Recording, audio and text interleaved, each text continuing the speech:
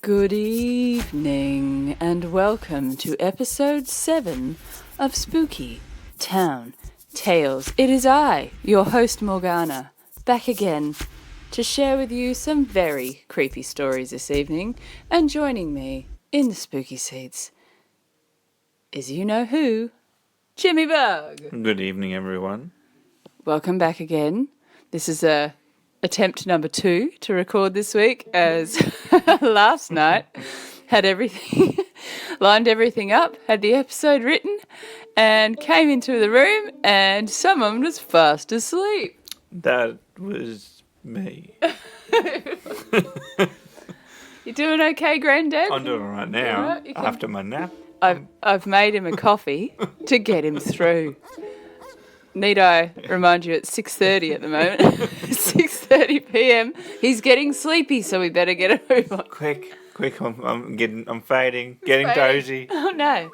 Yes. So hopefully tonight he'll stay awake through the episode. If he doesn't, I'll push through. I'll soldier on. I can do it. I can do it. You can do it. I can do this. You're capable. Now tonight's episode I have called Just Plain Spooky, because some of the stories are very, very scary and odd. And there are some local stories, but I've got chucked a couple in there that I found that were just too cool not to share. Just too creepy.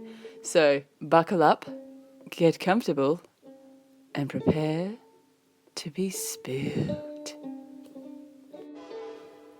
Now, before I start on the stories this evening, Jimmy, I just thought I'd let you know that someone got in touch with me and has confirmed that their partner suffers from streetlight interference phenomena. It's real. It's real.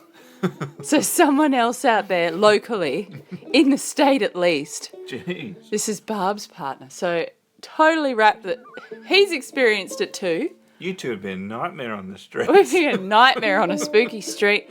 Don't take us out for night walks. So there you go. Someone else has it. There you go. Thank you for easing my solitude in my confined little glass box. I appreciate it.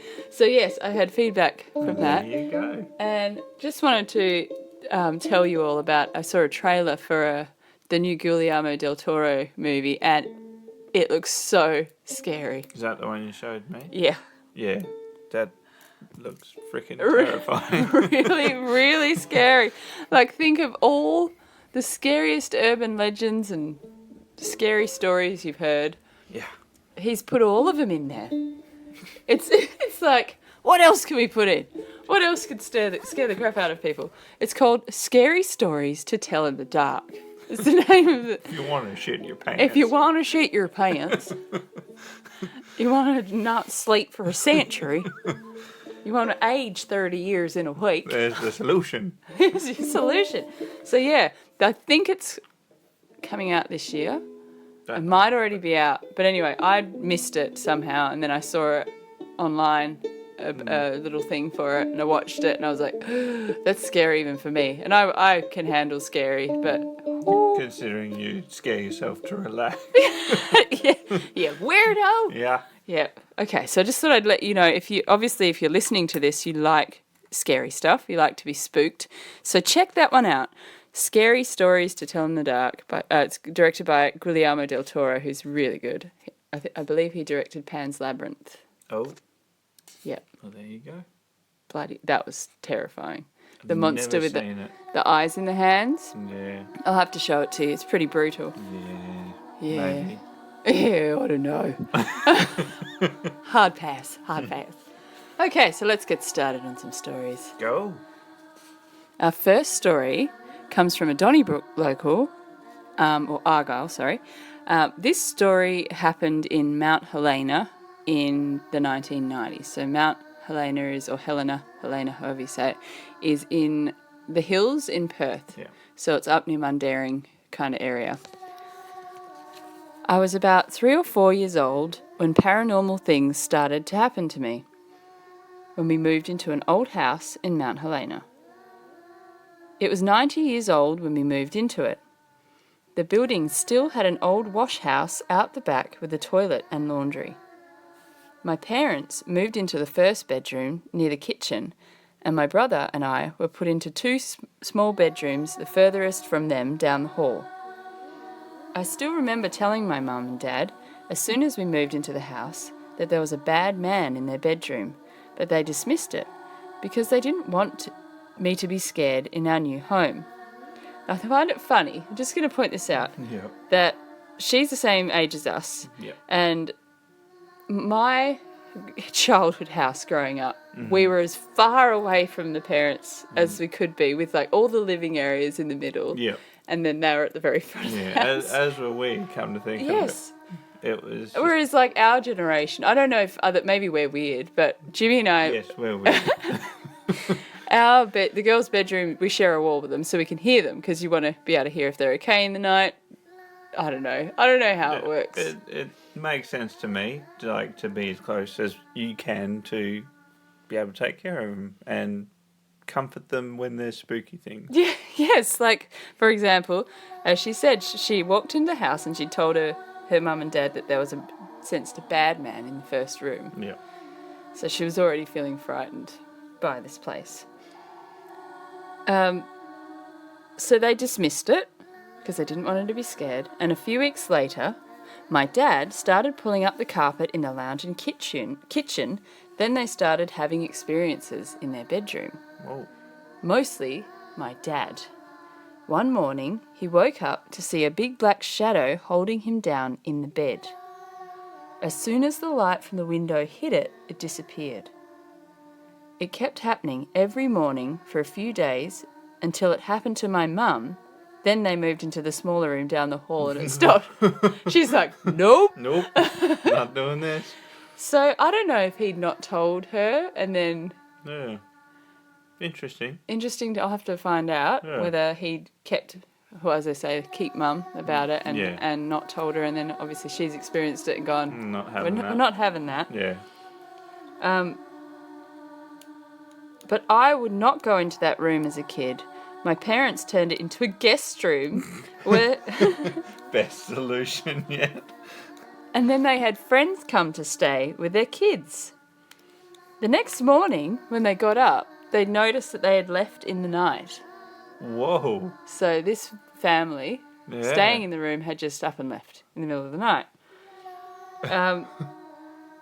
That morning, they ended up coming over. So Yeah. the people that had slept over, so they came over, but they didn't want to say why they'd left, without saying anything. So they didn't want to say why. So her mum took the friend aside and told them what had happened. Oh, hang on. The friend's mum. Sorry, yes. The mum took the friend. My mum took her friend aside and told them what had happened to them, Yeah. as it used to be their room, and asked if that's what had happened to them. Yeah. She said, yes, the same thing happened to them at 3 a.m. Whoa. That's a long wait till the sun comes up. It's a long wait. So, it's happened to the dad Yeah. The mum. on several mornings. And It's happened to the mum, and then it's happened to an entire family have witnessed yeah. it. Same room, same exact experience, all not telling each other what's happened. So her mum was very relieved that her and the dad weren't crazy, because, okay, it's happened to them too. And we didn't tell them, you wouldn't tell them.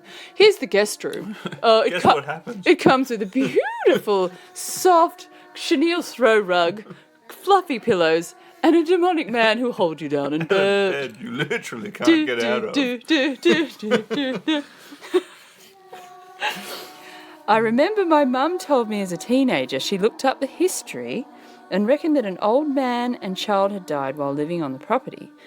and ever since then she'd believed that her daughter has abilities. So since then, they believed her when she said there's someone there. Yeah. Yep. So before that, they were like, oh, she's just being a kid. Yeah. So this listener has lots of stories. So this is the first of many. I'm a bit excited to hear because she's quite in tune. That's quite a ripper. Yeah. So her dad had said when the shadow was holding him down, he also found it hard to breathe. And to this day, he can't explain what had happened.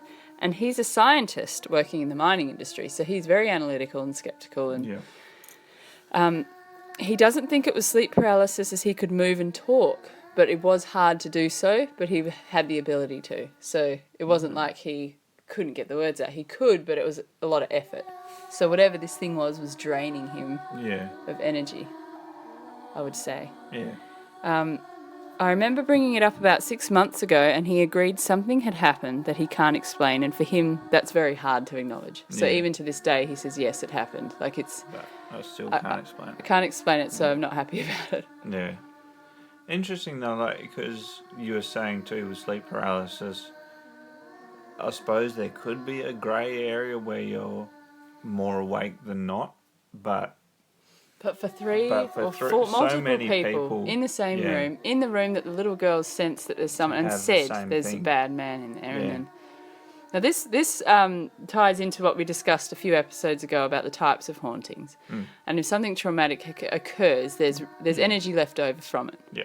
So they say that it absorbs into the house. Or also, if you're in a house and there's a lot of negative things going on, like domestic abuse, energy can accumulate. Negative energy can accumulate and just reside there. Yeah. So I think obviously this particular room, something horrid's happened in that room. Yeah. And there's some negative stuff there.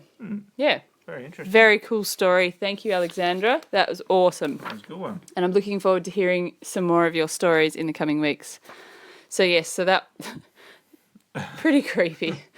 I mean, how would you explain that to your friends? Oh, yeah, we had that happen too, but we chucked you in there and we moved rooms. We didn't like the idea of it, so we've gone elsewhere. Yeah. Enjoy. Yeah. Well, you're not our best friends. Yeah.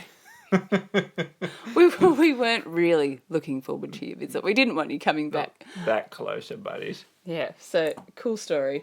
Now, I'm going to tell you a story now that I've been saving. That happened when I was travelling. So this didn't occur in Western Australia or Australia. It occurred when I was 14 and was travelling the UK with the family. Yeah. So this was my first time overseas. And we'd been travelling all over England and we made our way into Wales. Right. And we had got lost a little bit on the way. So we're in Snowdonia in Wales, which is up in the hilly mountains. So we were making our way up to Snowdonia, like national parky kind of area. Yep. Mount Snowdon is where we were.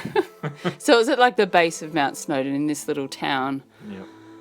No idea where I was at the time because we'd just been driving. And I was 14, and, just in the back of the car going, ugh, listening for the 46th time on the radio, Coldplay's Yellow.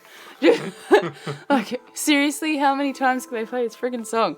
So we'd finally, we're coming into where we're hoping we're nearly there. And this really weird thing happens, which I will also reference later in the episode. But in the UK, because of the climate and the environment and where it is, you get this weird fog just comes in, like thick and fast. Yeah, I've heard of this before. Probably from you, but it's really creepy, but it's perfectly explainable. Yeah. But it did. Like, we were driving, and then all of a sudden, we watched it creep through this thick fog. So cool. Now, to make it even scarier, we're heading up, like, mountains. Yep. And as you experienced with me when we took the girls to the snow, yeah, there's no edging, so that it's just a sharp drop. Yep. So, fog, okay? Thick fog. Yep. So we can't actually see where the edge is. Yeah. Dad's driving with a car full of fed up jerks. Basically, we're all being jerks by this stage. I'm not ashamed to admit it. And then, so we were all convinced we're going to die. Yeah. Like, even Dad. We're all just like, oh my God, because the roads are so narrow and Yeah. we're winding up this rocky, literally looking down, you can see just death. Yeah. It's just jagged mountain edges. And we survived it. We managed to get over this creepy, scary mountainous road into this town. Yeah. So we're just like, oh my God, it's a town. There's a hotel, yes. So we couldn't get it booking anywhere. Yeah. There was one last place. There's obviously a reason why. Because there's no one else there. No one else will stay there, and you'll hear why. So we pull up, and Mum walks in and checks, I think it was the third or fourth one, she'd gone in and asked if there were rooms, and because there were 6 of us, Yeah. it was tricky. They said, yes, we've got space. And Mum's like, okay, weird. Why so eager? Everywhere else is booked up. Not only that, but they had 3 separate rooms. So 2 in one, 2 in one, 2 in the other. So it's a lot of rooms free. They gave Mum and Dad one room, gave them the keys. They gave Callum and Eden another room. And then when they gave me and my sister a room, they kind of smirked and giggled. So Amber and I, they're like, here you go. Have a good night. Like, really sus. Whoa. Really sus. So by this stage, we're all knackered. We're ready for bed. So we go upstairs to our rooms. The second I open the door, I'm like, oh, just gross. Yeah. And it's decorated with, there's got the little lamp on one side of the bed. So there's only one lamp in the room.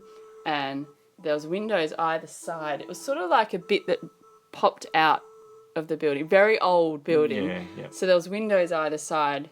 It was a funny, pokey sort of section of the building. And we're on, the second floor. Okay. So this makes the story even creepier. We're on a second floor. There's no landing or veranda outside. There's no deck. Yep. Nothing.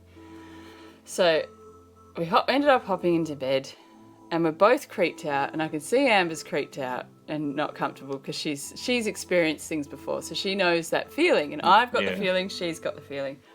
And we're sitting there, and you can hear, so we're trying to get used to the noises because we are up in the mountains, so there's funny winds. Oh, of course. We're trying to get used to the noises and the creaks and the cracks of the building and work out what's a crack and what's not, and Yeah. And so as we're laying there, and I think one of us had said, "What was that noise?" And then the lamp went out. Okay. So we're like neither of us touched it. Yeah. Like, oh. So we just very carefully reached over and turned it back on, and then looked at each other. I said, "That was weird." And Am's like, "Yeah, it was a bit weird," and then went off again. And so we're both like, it's just an old hotel. Like, we just kept saying, because we both felt weird already. Turned it back on. And they're like, Am's like, I need to go to the toilet. And the toilet wasn't in our room. You had to go out on the landing into another bathroom. Yeah. So they'd have to be away from you with the door shut. So if she was going to the toilet, I'd be stuck in the room by myself. Yeah. So she goes to the toilet. And I'm looking at the lamp going, oh, God, because it's the only light in the room. I'm sitting there and I'm like, in the bed, creeped out as buggery. And then, I can still remember it. I'm like, oh, and I hear voices, mumbling, And in Wales, if you're a tourist, they'll speak Welsh. They'll be speaking English, but as soon as they hear you're a tourist, I'm not generalising, sorry, I shouldn't generalise. In this particular town, we'd walked into a deli. They were speaking English. When they saw us, they switched to Welsh and then wouldn't speak to us. So I was already feeling unwelcome. Yeah. So I can hear this Welsh whispering. And I'm going, it must be outside. And I'm like, you're on the second floor, but it sounds like it's right outside the window. Mm-hmm. And so I'm like, oh my God, oh my God, oh my God, oh my God, oh my God. And then, bing, lamp goes out. And it's on her side of the bed. So I have to get across, reach over. And the second I go to touch it, I feel like there's a face right, in the dark where you feel there's someone right next to me. So I'm like, do I turn it on? I'm going to see something. So I closed my eyes, turned it on, and then moved back over to the bed. And then as soon as I literally turned it on and moved my hand, went off again. And I was like, ah! So I jumped out of the bed, ran to the door, and just opened the door and sat in the doorway with it open. So the light was coming in. Yeah. And I waited for Amber there. And so then she finally came back. And I was just like... She said, what are you doing? I'm like, I can't be in there by myself. And she's like, I was thinking the same thing. We hopped back into bed. Yeah. Lie down. lamp goes out again. Mm-hmm. And I'm like, Amber, what the hell? And we had convinced ourselves it was a dodgy lamp. We were spooked. Yeah. But then she heard the mumbling. Mm-hmm. And then she felt someone standing like right next to her because we couldn't keep the lamp on. No matter what we did, every time we turned it on, something was turning it off. Yeah. And then, still remember, felt the blankets being pulled because we were like trying to doze off, just pretend it wasn't happening. Yeah. And I felt my blankets like being dragged and pulled down my body. I'm like, oh my God. We got no sleep that night. As you would. So, and this, it went on. So I'm talking the blankets, the lamp, the curtains would move like someone was behind them. That happened a few times. And it was just, it felt all night like someone was standing over us, Ominous. watching us. But it was the conversation in Welsh that got me the most because as soon as we felt this looming over the top of us, we could hear whispering. We could hear this in Welsh. If you've heard Welsh, imagine it being whispered in the dark. So this is not where the story ends. I'm pretty sure we got up and we just sat in the hallway till morning. Yeah, we did. We got up, we're just like, fuck this. Yeah. Because we knew, we're like, this is not normal. Yeah. And which we even, it was so severe, we're like, someone's in the room, they're pranking us because of the weird body language from the woman at the desk. Yeah, of course. And so we ended up, and from memory, we sat in the little section outside the room. Yeah. Until morning, because by this stage it was pretty early in the morning. Yeah. And then we went downstairs, and as we walk into it was a bed and breakfast, so as we went into the little dining room, it was off to the right. We passed this man who was like right in the corner, so he'd have to walk around a table past where the family were, because they were already downstairs. Yeah. And then go out to leave. He'd have to pass us to leave. Yeah. So as we walk in, he goes, "How'd you sleep, girls?" And we just went, like, yeah, good, like, whatever. Sat down at the table, and then we, like, looked over, and there was no one sitting there. Like, everyone saw this. Everyone had seen, like, I was like, they're like, who are you talking to? "How'd you sleep, girls?" And there was no one there. So we looked straight at him. Yep. And then being creeped out, like, wow, what the hell's going on? Because we're thinking, is that guy the one that was doing it? Yeah, as you would. Have they rigged the room to scare people? And then as we looked back, because I was like, because I was really creeped out. Like, what a creep. Was he in a room under the bed or something? And then, like, yeah, we looked back and there was no one there. And Mum had said she'd seen him as well. Oh, dear. So that's my experience. But that was the only time I've been to Wales. We were there for that one night. And never again. I've never been back. I want to go back because I'm sure Wales is lovely. But as for wherever it was, Snowdonia, Mount Snowdon or whatever, I don't think I'll go and stay there again. We should look it up and see if there is anything else there. I'm going to have to look up that bed and breakfast because I know it sounds ridiculous, and we spent all night trying to rationalise what was happening. Like, it was so vivid, and like we were literally like, the room's rigged. Someone's pranking us. Someone's having a great old time. So maybe they have. Maybe the room is rigged. Who knows? Because maybe they don't like tourists. Who knows? Maybe they just don't like my face. Anyway, on to weird legends as we're in that neck of the woods. Okay. I was reading a book the other day that I've borrowed from my pal, Will. Mm. And in the middle of the book is this legend called The Legend of the Hairy Hands. Wow. It's just creepy already, isn't it? Hairy hands. Is that what you want to be thinking about? The Legend of Jimmy's Hands. They're not that hairy. No, they're not too bad. I'm just being a smartass. So I'm going to read you this legend now, just to... Although I do have hair on my very front knuckles, which probably isn't great. he's got to trim them to trim his cuticles. Yeah. They grow over the nail. No. Waxing cuticles. All right, so this is in Dartmoor, Devon. Right. So it's near Wales, sort of. It's southern England-ish. Very pretty. I love Devon. Yep. But I'm going to make sure I don't go to this area of Devon next time I go. So this legend apparently had existed for a long time. Right. But one of the most vivid experiences, most recent experiences, was a woman called Florence Warwick. And she'd never heard of the legend. She was a tourist to Devon. And she was driving in her car. She was driving from Post Bridge to Two Bridges. So anyone who's from that area, which I know there's a fair few people who live in the south. I think, what was it, 60% of Donnybrook's residents are from the UK?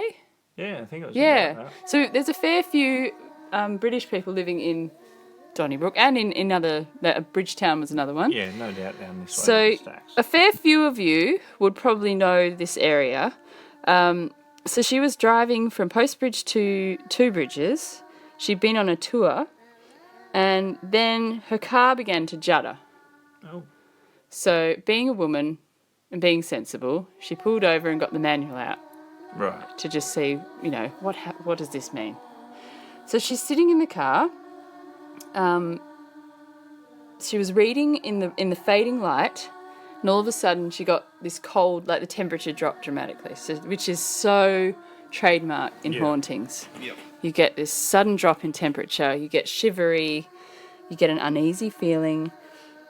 She felt like there were eyes on her.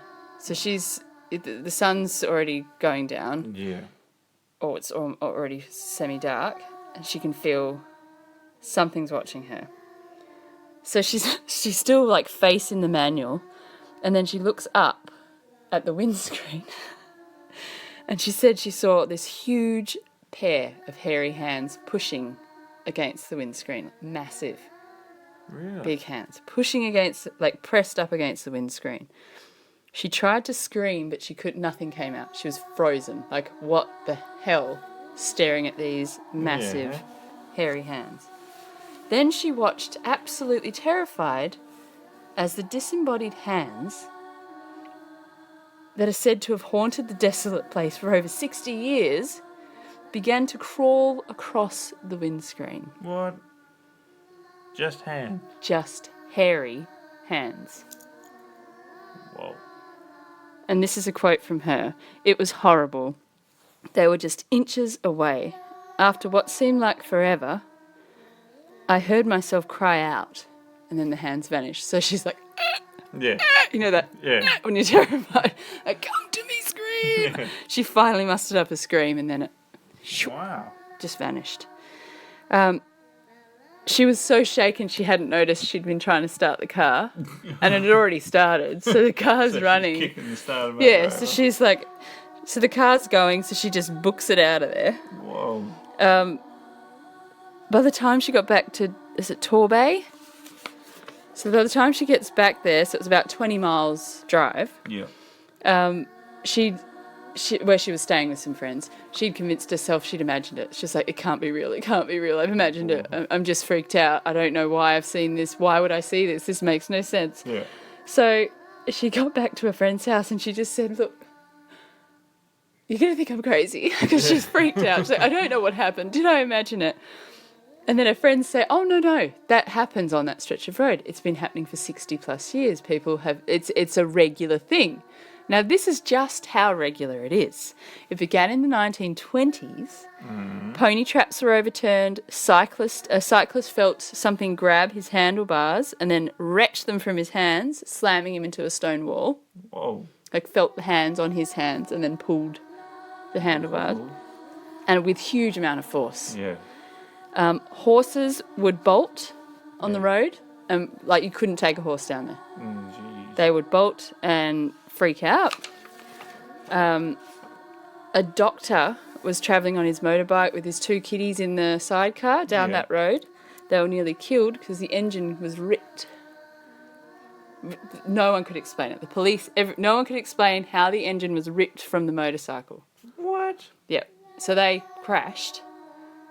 There's no when they assessed the scene, it was like, how the hell has this happened? That's pretty. So insane. these sorts of accidents were happening all the time. No explanation.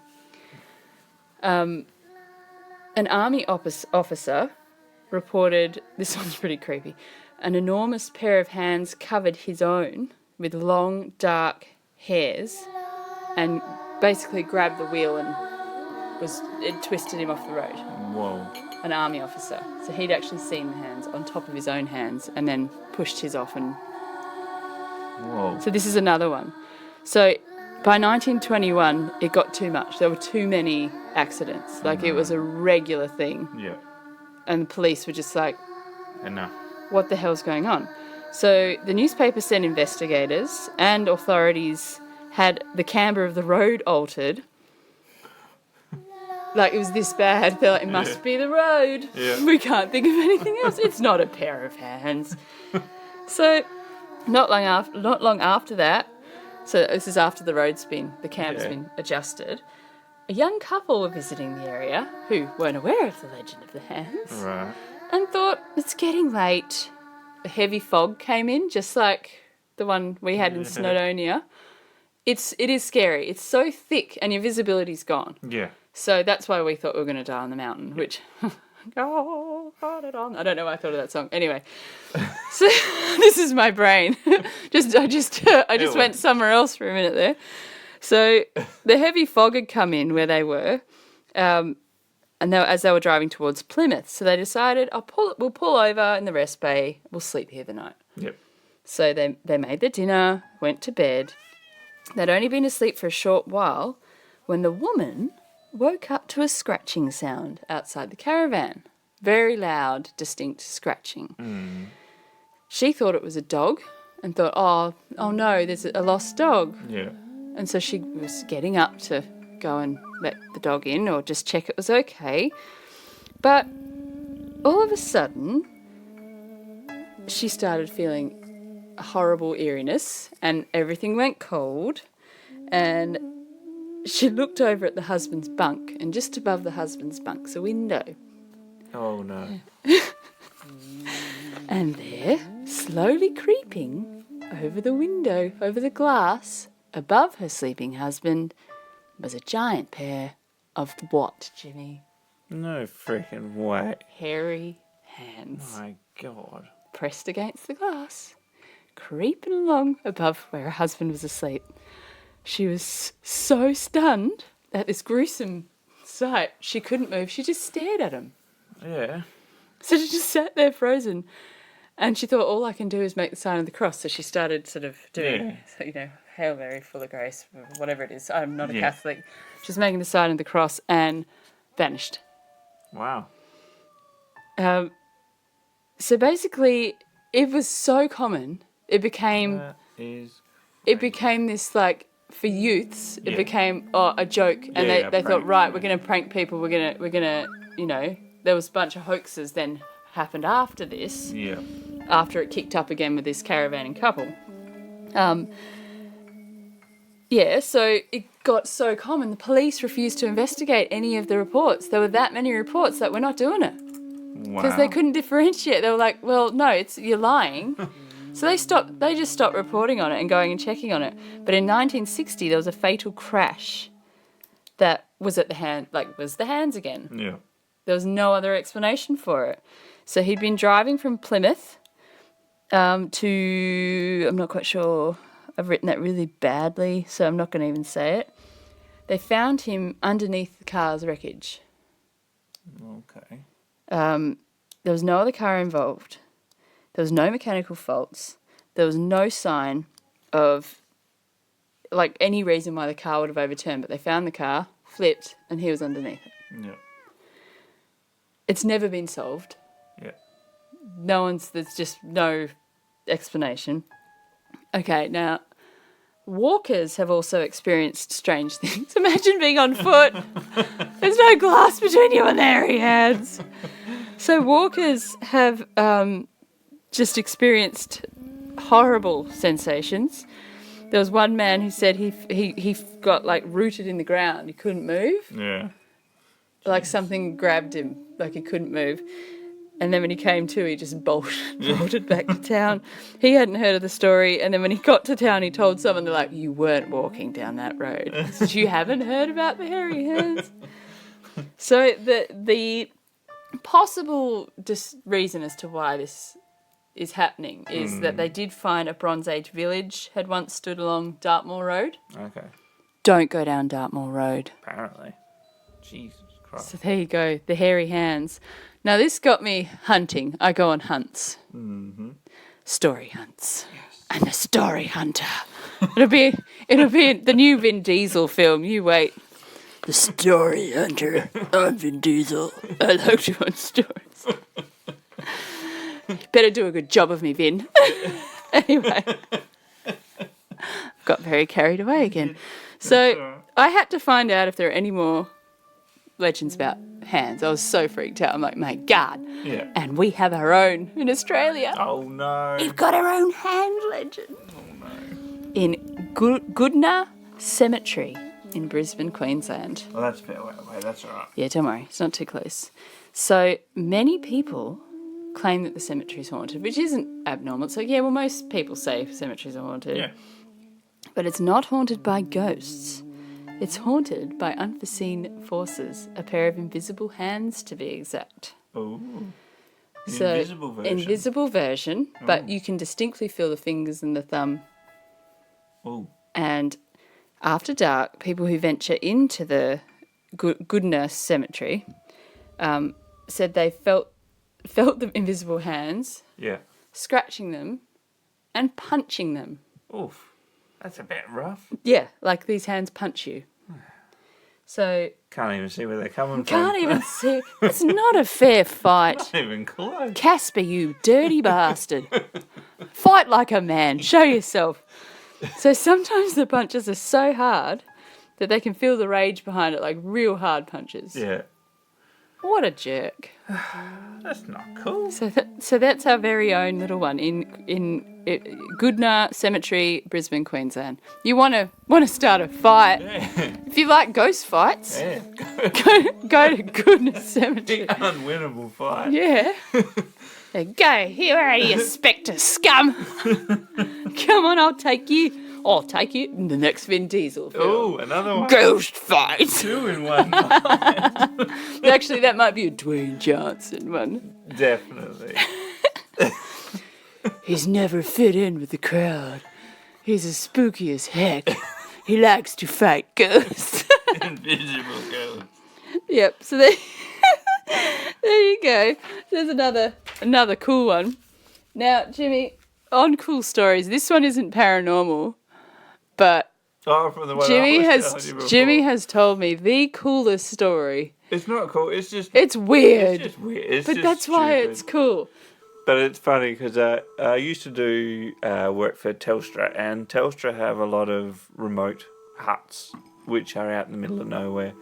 This wasn't me, this story, but one of the guys you went to tech with, Fridgie School, he was telling me that he got a call out when he used to work for Telstra, and it took him to the back of Pinjarra area up in the woods, and the coordinates that they gave him that he put into his GPS just took him down some roads that got smaller and smaller and then a lot smaller, which kind of got him a bit freaked out because it was in the middle of the night. It wasn't a... You've experienced that with call-outs. With call-outs, yeah, they do take you down some fairly goat track. And sometimes you get fired at by farmers with guns. I got threatened once, but that was a small situation.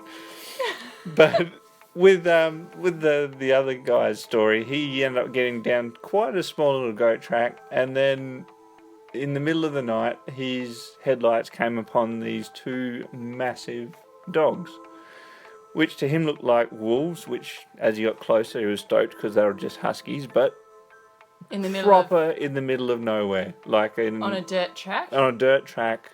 Giant, big husky dogs. Yeah, and strolling just in the night. Strolling down the road. So he so weird. Got past them and went, that's just odd. Let's just cross it off as being odd. Yeah. And then came around the next corner and managed to find a reasonably small man, completely dressed in golden robes, as you would see a monk. A monk. Yep. And couldn't explain Middle that of the one. night. Middle of the night. Middle of nowhere. And so he kind of got to the point where he's going, I don't know if I should keep going. This is a scene it's out getting of a bit weird. An Exorcist film. Anyway, he ended up seeing the red light from the Telstra Tower's beacon, so he thought, look, I'll get it done. I'll just bite the bullet, accept it as being weird, and just go there. He rocked up to the front gate, opened the front gate, and just as he's walking back to his car, he had 3 gunshots ring out and decided that was the end of the night. He went, that's enough. That's it. 3 strikes, you're out. I am done. Yep. I'm going home. Look, I pushed through with the giant wolf dogs. I nearly left with the monks, but I draw the line at being shot at. Being shot at, that's enough. Holy crap. Not too scary story. He actually found out the next day. There's a monastery There's near a there. monastery near there. Huskies. I don't know. Possibly with the monk. I don't know. Maybe the monk was walking the huskies. More than likely. Maybe he was shooting bunnies while he was at it. It turns out they're well renowned for wild pigs out there, so that's more than likely what the gunshots were. Do you think no, this would be way more badass. Do you think the monk's gold robes are his hunting robes? You would hope so. And he's like out hunting with he's his too wolves, and he's like, I'll wound it, and then you guys finish it off. Or he's such a crack shot that he doesn't wear camo. Yeah. He just wears his gold robes. Right. I have the power of God with me. That's the next Vin Diesel film. Okay. Enough of the movies. I'm sorry. 3 strikes and you're out. I know, that's my 3rd strike. Knocked it out of the park. Get out of here. All right, let's get serious now. Right. On with another spooky story. Yeah. This one comes from a Donnybrook resident who's another one like me. She's an ex-city girl, so she's grew up in Perth. So this occurred while she was living in Perth. Growing up, Kelly and her family always had ghosts. Right. It was commonplace in their household, and it was something the whole family just accepted. They were used to it. One household, however, their little guest became a little bit of a nuisance. The family members had all seen a little boy on several different occasions wandering around the house. It was a regular occurrence. However, the activity escalated. In the evenings, Kelly's mum started to experience something in her bedroom. She would feel someone pulling her blankets off while she was laying in bed. This happened on several occasions. I know what that's like. Scary. That's what it is. It's awful. The family also would experience the phenomena in the shower room. Even if no one had used the bathroom, something would somehow steam up the shower room, so the mirrors, everything would be steamed. No one would have been in there using hot water. They could never find the source or an explanation. One evening, Kelly had her boyfriend over, now husband. He was staying the night, and the couple were in the lounge watching a movie. Kelly had fallen asleep and woke up to a very alarmed Adam telling her, "Your brother is sleepwalking." Kelly looked up, realising it wasn't her brother, and told Adam, very casually, "Oh, that's just our ghost." So Adam jumps up, upright in shock, like, "What?" And he just literally said, "What the fuck?" Then they both watched as the little boy disappeared straight into the television. So he just walked through it and disappeared. Oh. Yeah. Adam didn't sleep for a week after that. That was it. They actually ended up, because it was getting, like, especially with the mum with the sheets, Yeah. they got a ghost removal. I just love that. Ghost removal. It's not rubbish removal. No. So the ghost removal, so like a shaman or something came and cleansed the house because it was becoming a nuisance. The medium said that he'd been waiting for his family and didn't know he'd passed. Right. So that was what they'd found out the little boy was about. So in another house, this is before her and her now husband had their kids, they had a bathroom that steamed up Whoa. as an adult. So they could never explain that because they were obviously in the main bedroom with an ensuite. They used that bathroom. They never used the main bathroom, but that would steam up as well. So I can't help but wonder if it's followed her. That's pretty weird. Yeah, because it was the same thing as what happened in the childhood house. Totally Why is the weird. bathroom steaming up? No one uses the main bathroom. It's just the two of them living in that house. They both used the ensuite. They never used the main, and the main one would steam up. Like you'd open the door, it would be full of steam. That's so weird. Super weird. Bathroom creep. Yeah, Bathroom creep. On another occasion, Kelly and her family were driving home and she saw a man sitting on the bonnet of the car. Her mum freaked out and slowed right down. There was a bad accident later down that road. Kelly believes whoever appeared on the bonnet was there to protect them. Oh. Yeah. There you That's go. That's a pretty crazy. cool one. Yeah, that's a good one. Yeah. We, on that note of things showing up to help or protect, I actually got Jimmy to watch. This is like, Jimmy actually watched one of my creepy shows with me on the weekend. Yeah. Paranormal 911. Oh, yeah. Yeah, that's a good one if you That like. is a good one. It's a really good one because it's first responders telling their stories of paranormal things that have happened. And I think if you like this podcast, you like that show. Yeah, There's a that is plug good. for you, Paranormal 911. Some of them are a bit lame, but this one's really good. Yeah. But there was an episode on that we watched where they got a 911 call from a man saying, "My wife's in trouble." Yeah. Very minimal. Apparently, it was very minimal words. He just said, "My wife needs you. Come now," something like that. And when the paramedics got there and walked in the room, they saw the husband in the lounge sitting on the chair, and they thought, "Why isn't he in with the woman that needs help?" Yeah. And they went to Didn't the. say anything much. They didn't. He like- said nothing to them. He That's just right, sort he of pointed to to the bedroom. So the paramedics went into the bedroom and they've tended to the wife who was having a heart attack. Yep. But they couldn't get her to say anything except she was muttering, and then she kept saying, "Martin, Martin, Martin."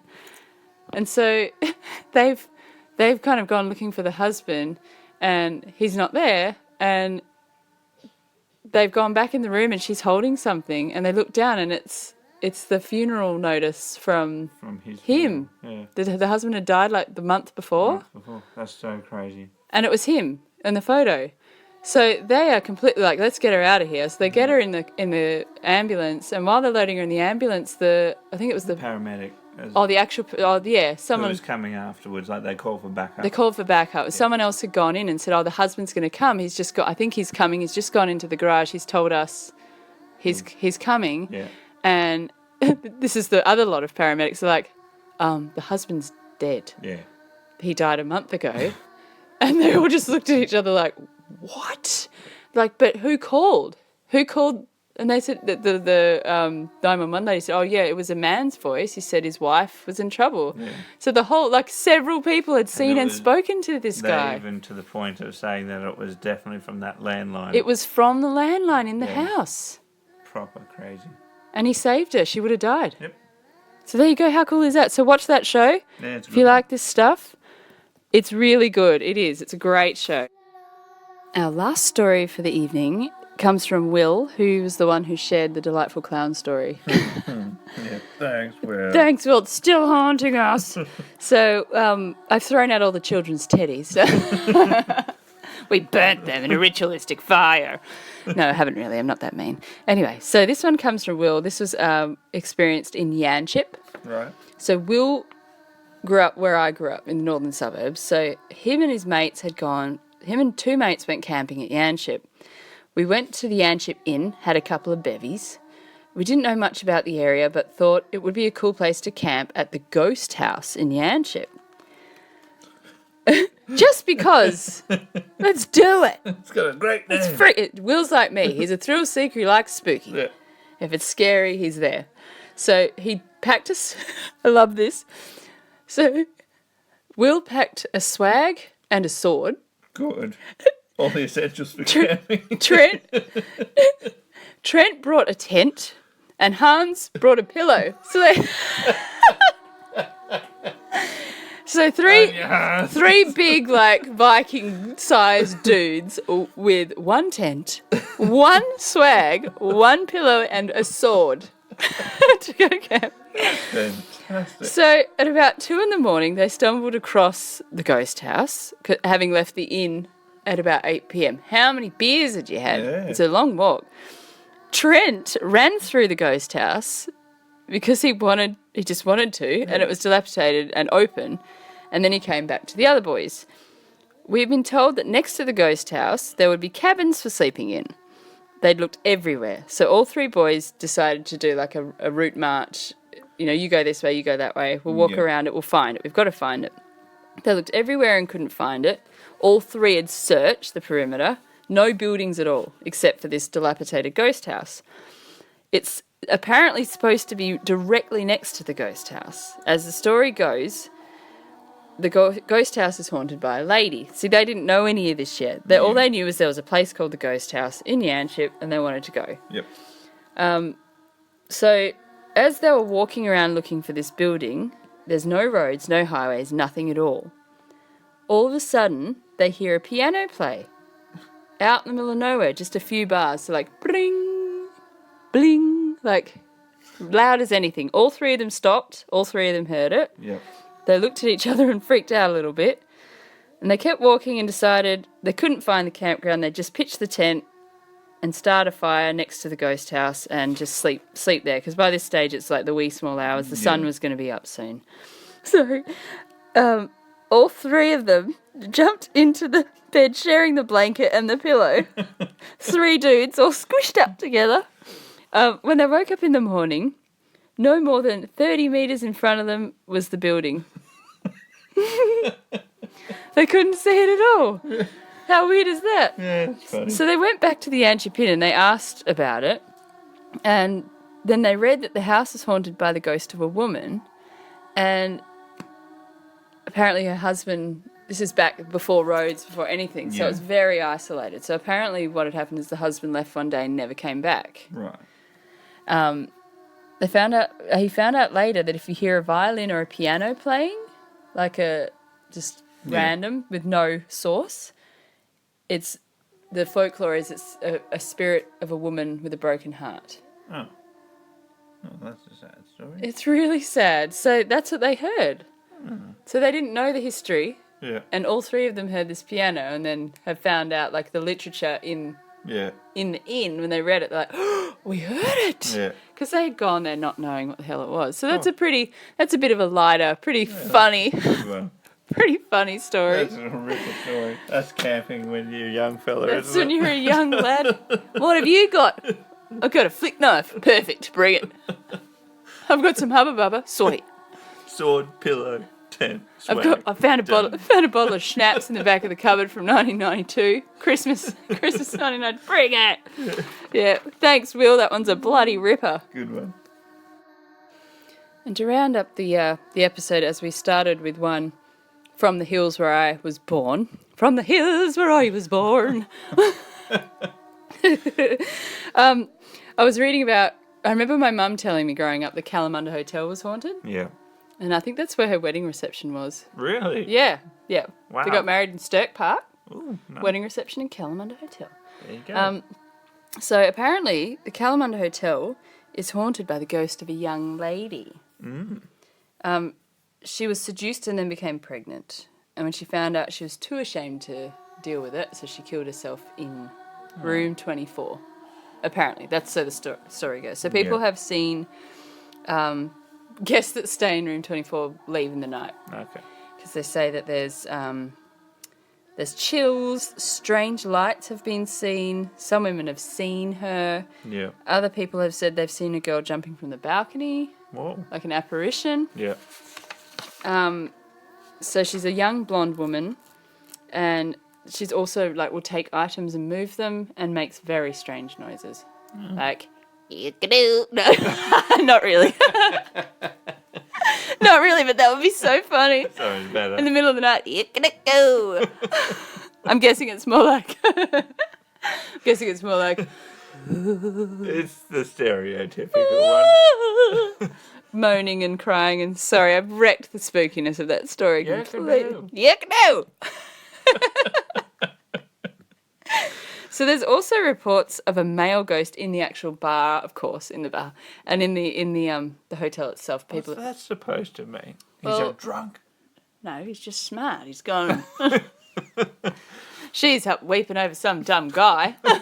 She should be down in the pub. Hopefully she takes a leaf out of the bloke's book and joins him in the bar, and maybe they could drown their sorrows together and move on to the light. Yeah, so that's another little cool one. And that winds up episode 7. Another one down. Another one down. Well I done. hope you've enjoyed this episode. It's a bit higgledy-piggledy, but that's my style. It's good. It's organised, but it's kind of a bit of everything. Eclectic. It's lovely. And if you've enjoying the episodes and you want to keep them coming, please let me know. Like and share them with anyone you think would get a kick out of it. Would get a kick out of Monks and Vin Diesel. And yeah, thanks again for your messages and your support. And please send in stories. Send in your stories. I just love reading your stories. Great. They're really good. Yeah. And it's painting a really cool picture of our awesome little state that we've got. Well, not little. It's the biggest one over there. We're not little. We're big. So thanks again. This is Morgan. And Jimmy. Saying good night yet again. Stay creepy. Bye. Bye.